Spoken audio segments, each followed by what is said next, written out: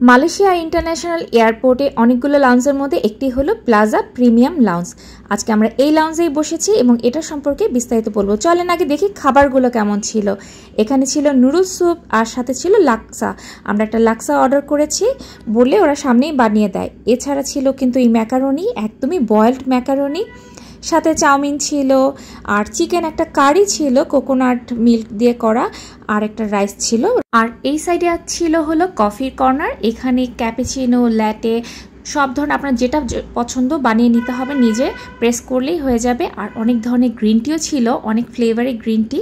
এটা কিন্তু বেশ ভালোই ছিল, তবে গ্রিন টি এখন ট্রাই করবো না। তার পাশে আমার একটা ইন্টারেস্টিং জিনিস চোখে পড়লো, এটা হলো কোল্ড ড্রিঙ্কসের মেশিনটা। একদম নিজে তৈরি করে নিন, কোকাকোলা খান, স্প্রাইট খান, যেটা খান নিজে প্রেস করে বানিয়ে নিতে পারবেন। এদিকে এই ফলটার জুস পাওয়া যাচ্ছে, আমি তো দেখে অবাক। এই ফলটা আমরা সাধারণত কি করি, জার আকারে মানে ড্রাইটা পাই, ওটা আমরা বড়ের মতো, শুকনা বড়ের মতো খেতে কিন্তু খুবই মজা।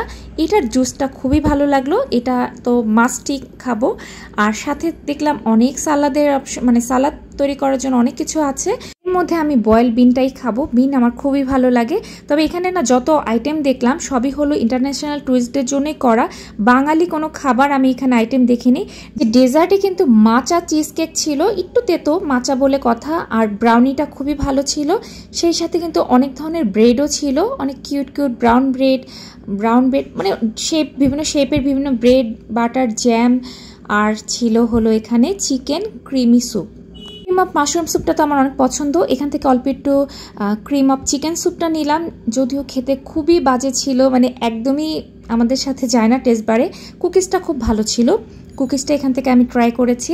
আর ছিল সল্টেড পিনাট, এটাও খুব ভালো। কিছু প্লেন কেক ছিল, আর এখানে না চেঞ্জ হচ্ছিল, কেক শেষ হচ্ছে আবার নতুনভাবে কেক রিফিল করছিল।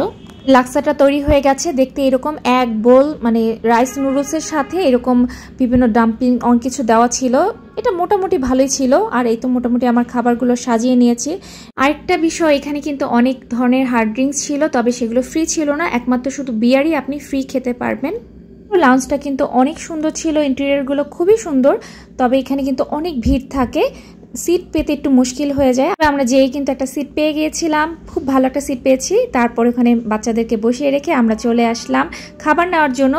আমি এখান থেকে নিজের পছন্দ মতো একটু কোল্ড ড্রিঙ্কস নিয়ে নিলাম, একটু স্প্রাইট নিয়েছিলাম, খেয়ে দেখলাম। তারপর একটু কোকাকোলা নিয়ে যাই, অল্প অল্প করে নিয়ে যাই, আবার লাগলে আবার নিতে পারবো। লাউঞ্জ ব্যবহার করা এটাই তো মজা, মানে আপনি যত ইচ্ছে তত খাওয়া দাওয়া করতে পারছেন এখানে, বুফে খাবার দাবার এবং সম্পূর্ণ ফ্রিতে।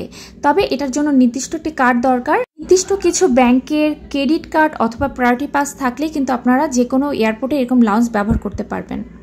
এই লাউঞ্জে কিন্তু আরও কিছু সুবিধা ছিল, যেমন এই যে শাওয়ার রুম ছিল, এছাড়া কিন্তু বেবি ডাইপার চেঞ্জিং রুম ছিল। এখানে কিন্তু অনেক বড় স্পেস নিয়ে অনেক কিছু আছে ফ্যাসিলিটিস, তবে আমাদের এতটা হাতে সময় ছিল না, আমাদের 2 ঘন্টার জন্য সময় দিয়েছিল। অনেকটা ভিড় ছিল আমরা যেদিন এসেছিলাম।